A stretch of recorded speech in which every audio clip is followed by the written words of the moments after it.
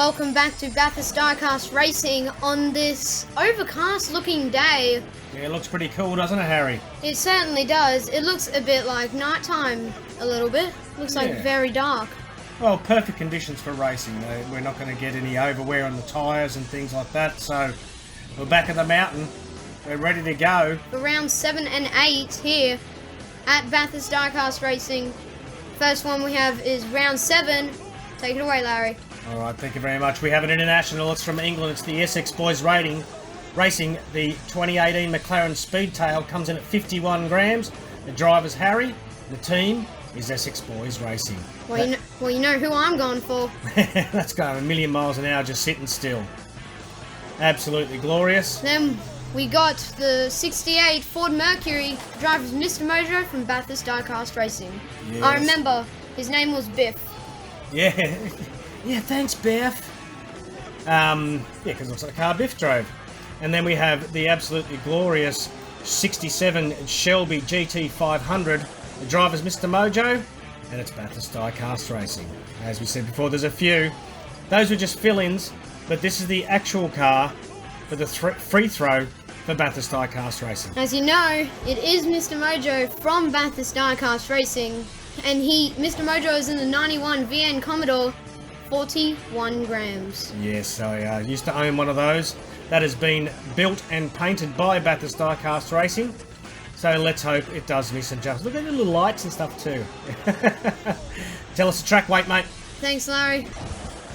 The track weight is 20.5 degrees Celsius and 68.9 degrees Fahrenheit. We have a new Bathurst Diecast Racing fine-tune. Due to the ever-increasing speed from competitors, the free pass fast lap time has been reduced.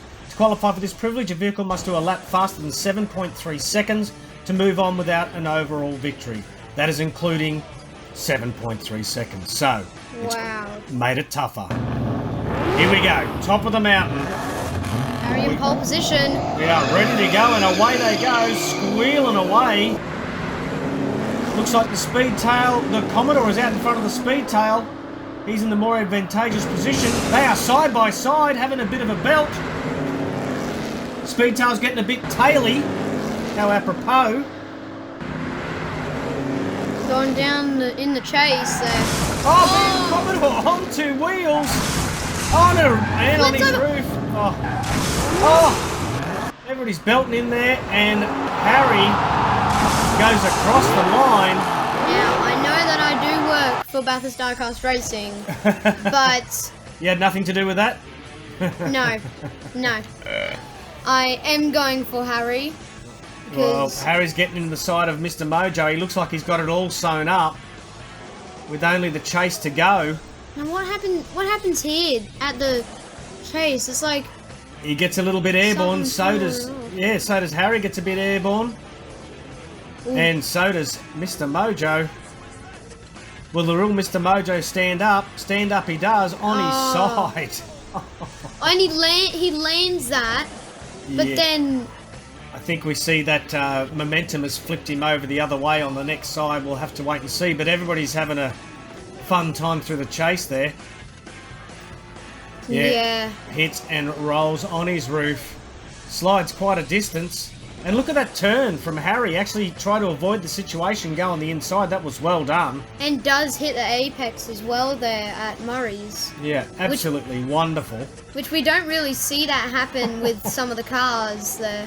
Then Mr. Mojo, fallen the owner's Biff, gives a biff to Mr. Mojo. And quite a violent response there from such a slow whack. But it's Harry gone through. Yep, he actually makes it through there. For the 5 Gets points. across the line. For the 5 points that he deserves. Absolutely. Well, Harry has a 9:11 lap time. Then Harry's got 5, Mr. Mercury's got 3, Mr. VN's got 2, and Mr. GT500 has got 1. I did that so I just didn't say Mr. Mojo everywhere. Mojo, yes. Here we go again, big revs, and away they go. Looks like the VN's a little bit upset. He's trying to go up the inside and gets jammed up with Harry. But the heavyweight Harry has actually come out the winner there.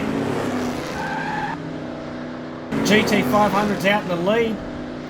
Spinning with the around T-Bird there. behind.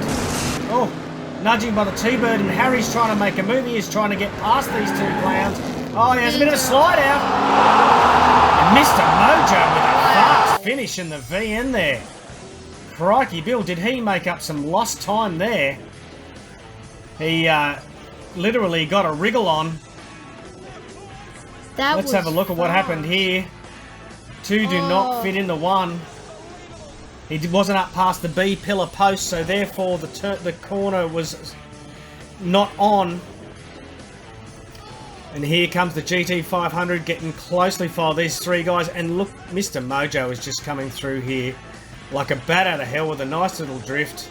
Used the wall to straighten himself up. And what happens to Harry? He hits the wall and just broadsides. And Mr. Mojo is not mucking around. He, as the GT500 crossed the line in first position. So it's Mr. GT500 with 9.11, Mr. Mercury with 9.16, Mr. VN 9.27. With a 9.27, yes. So Mr. Mercury on 7, Harry and Mr. GT500 on 6, and Mr. VN, the real Mr. Mojo on 5. Come on, Mr. Mojo. Will the VN please stand up? And away they go again. Oh, the GT500 and Harry had just been jammed right up. There's more screeching there. What's going on? Mr. Mojo has got up and boogied. He's taken off. He's going down Conrod Straight. Oh, nice little bit of sideways there by Harry entering the chase. Sideways, sideways, sideways. All three of them sideways. Oh, and they there's stopped. Well done, Mr. VN, and sideways again. But there's going to be some words, I feel, between Harry and Mr. GT500. They got in each other's business from the start to the end of that race. Start and the end of that race. Let's see what happens down the straight here. Oh, the overtake by Mr. VN on the right, but GT500 just turns in front of Harry and he tries to plough himself through. Look at that move by the VN Commodore on the inside of the T-Bird.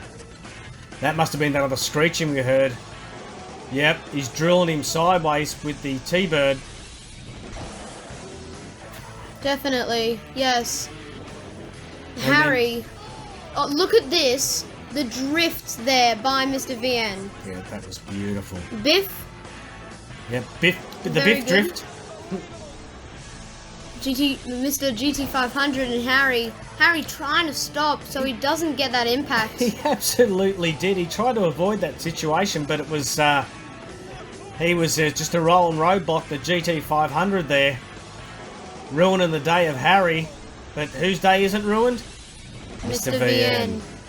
That was absolutely wonderful. Definitely for him.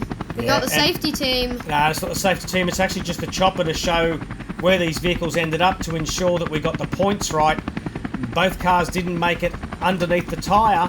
So it's a double DNF. Well, we'll show you the points in a minute. Well, Mr. VN with an 829 and Mr. Mercury with a 9.24. Yes, there's a clear, nearly a second between those two. So Mr. Mercury with 11 points, Mr. VN with 10, GT500 with 7, and Harry with 6. So because they didn't make the past the line, Harry with 0, and GT with 1. Come on, you can do this, Harry. And it looks like the move made by the GT on the inside of the T-Bird there as well. But Mr. VN is out in the lead. Go Mr. Mojo, but the Speedtail is getting a bit taily. It's a very apropos name. Harry's getting on his tail of the VN. He is trying to make up that distance. Let's see if he can do it. Oh, that chase was beautifully taken by Harry there. Does not make it. No, a bit sideways, but anything can happen on this last corner. And it's the VN across the line. Ooh, that was pretty quick. And the Speedtail in second. That was a fast finish there from the GT500. He did a very nice overtake move here. Look at this take on the inside of the T-Bird. Very nice there. Just beautifully done. It's so quick in a straight line. Well, Typical American muscle, straight in a straight line. Biff must be so annoyed with that. Yeah. Biffing his car. He did clip him on the tail. But we can see a nice little drift here by Mr. Mojo and a bigger drift by Harry. I think he needs his tail redone. Oh, I'm making horrible jokes here. They're worse than dad jokes, mate. Harry getting sideways there as well. And then Mr. Mojo is determined he's not going to get caught up in any more mess, but overcooks it a bit for Harry there under the tyre. And across the line. For Mr. VN. Mr. Mojo, and raises the nose in salute as he goes across the line. Where did that come from? Well, it's Mr. VN with an 8.05, Harry with an 8.27, Mr. GT500 on the dot 10, and Mr. 10.08. So the winner is Mr. VN, Mr. Mojo with a 15, Mr. Mercury with a 13, GT500 and Harry with a 10 each. So Mr. Mojo and the VN Commodore is moving on to the next round of the semi-finals. Congratulations. Oh, that's just awesome. That, as I said before, that vehicle was built by the management here at Bathurst Diecast Racing, and we're pretty stoked about that one. Great result for the track. Oh, congratulations to Big Keg, Red Trucks, and NZ Racing. Thanks for the faith, fellas. Very, very happy. And unfortunate for everyone else. Unfortunate for the English team not making it through. But he has got more sticks in this fire, so he's not out of the race yet. Well, round 8. Here we go with round 8. Absolutely fabulous. Still overcast conditions. Still looking like nighttime, honestly, for me. Yep. Well, take your sunglasses off. You're inside, mate. Is that better? Yes, that is actually very better. Alright, back at the mountain. Let's see who we've got. Ready to go. It's the V8 supercars. The superstars of the supercars. Take it away, Harry. Let's roll around first and then we'll start. So it's a Ford V8 supercar, 57 grams. The driver is Brian from Brian's Racing Team Thailand. Alright, well done, Brian. That's a good looking car. That Pepsi, let's hope he gets to the max. And then we have the Commodore V8 supercar, 60 grams. The driver is Griffin Soul. The team is Griffin Soul Diecast Motorsports. That is actually one of the, I think, the only cars on this track that still has its original rubber wheels. I don't know how they work. They must be pretty hard rubber. Yes, well, then we got the Ford V8 supercar, 50 grams. Driver is Angel Wind from Rip Wreck Raceway. Awesome. We managed to find one there for Robin over there. And then we have the V8 supercar, 56 grams. It's Brian. Brian's with a Como Racing Team Thailand. And this is the 888 Lounsey car. Absolutely spectacular. Big fan of Lounsey. So let's go and check out the track conditions. Well, the track conditions is a 22.6 degrees Celsius and a 72.6 degrees Fahrenheit. So it's still rather cool, but I'm sure these guys are going to bring the heat. Let's get down to the top of the mountain and get towards that crowning the king. Oh, nothing better than the sound of a V8 Ford and Holden racing together. This is very tight racing. Sideways for Angel Wind. Looks like Brian's out in the lead, being hunted down. Oh, spin! How many spins was that? At least 3. Oh, and he makes it through too. And he got the corner back. That is just absolutely unbelievable. How did he do that? Oh, wow. Wow. I don't even know who won. Well, it looks like it was the 888 Commodore. But these guys just all nose to tail. But look at that. That's 1. That's 2. So that's the second one. That's the third one. That's the third one. And then straightens it back up again. Wow. That's just showing off. That is absolutely just showing off. Now you're just showing off. And that's Brian. And then Angel Wind manages to slip back in front there, Oh, but gets sideways. And then Brian saw his opportunity and pounced, didn't he? Certainly did. Well, now the moment of truth that I've been probably all of you guys have been waiting for. Who has won this? And it's Brian. Is that Brian? Yes, It is it's Brian. With Angel, Griffin Soul. I called it Angel Wind. Sorry, fellas. So Brian 9.04, Griffin Soul 9.08, 9.05, Brian 5, 9.12, and someone else 9.16. Yes. So it's 5-4-3-2 for Brian Griffin Soul. Brian in the number 5 car, and Angel Wind. That was just absolutely tight as. Going back down the mountain here. Looks like there's a little bit of a gap there. Not well. Oh. Brian's right on the inside of Angel Wind. Oh, Angel Wind's grinding him. It looks like the Pepsi. Brian's getting sideways there. Oh, very close to the These very, very evenly matched, these Commodores. It's always astounds me of how tight the racing can be with these fellas. I don't know how they made it, but at the point where everybody was holding everybody up, it looks like it's going to be 4 DNFs. Yeah. But yep. They all worked themselves out. They got out all the way to the end. Angel Wind is doing a bit of block here. Look at the move there from Brian at the back, trying to get around the outside. And it looks like Griffin Soul's trying to make a move on the inside. Pepsi Max car spinning himself out. It's just tight as anything through there. But unfortunately, the Pepsi Max losing momentum. But then across the line comes Angel Wind for a win. So it's Angel Wind with a straight on the dot 9. Griffin Soul 9.10. Brian in AAA car 9.12. And Brian in the 5 car 11.05. Alright, so that brings Brian with 8. Griffin Soul with 8. Angel Wind with 7. And Brian in the Pepsi on 5. And he's number 5. Very tight at the top. Still anybody's race. Away they going again. Revving the daylights out of them. Oh, it's all tight again at the top. They're all... Oh, what's going to happen here? They're all rubbing each other's doors, but they're all keeping it clean, though. Looks like it's... Oh!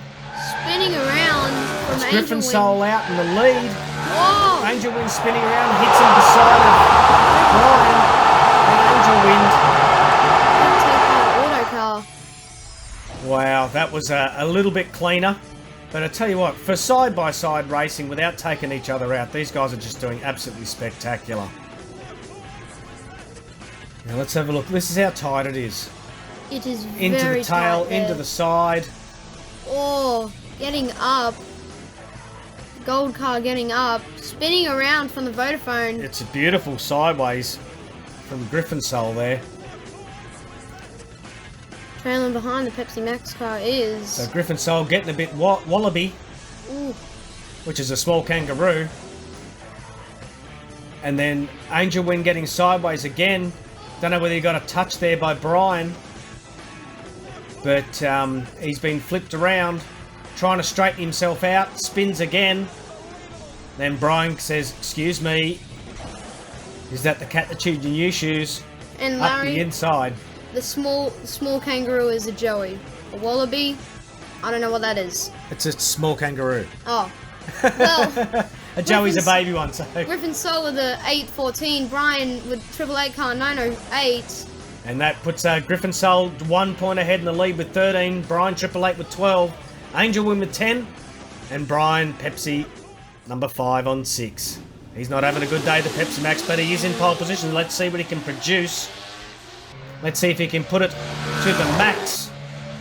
Looks like he's got sideways. He's just been... I think he's got driven underneath by his teammate Brian there. You're belting yourself up here, Brian. Pepsi Max car making a pass. The auto car. Oh! Wow. If Brian gets some clear air, he can actually do something in that Pepsi car. but it's the Pepsi across the line.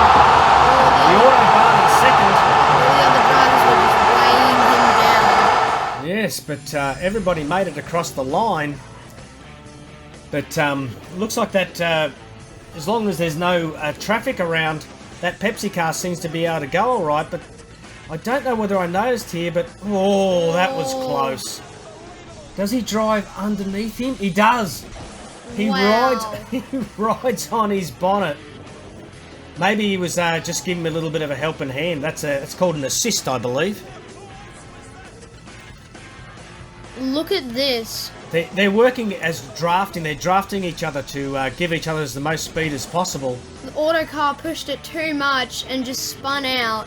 Yeah, just did overcook it through the chase there.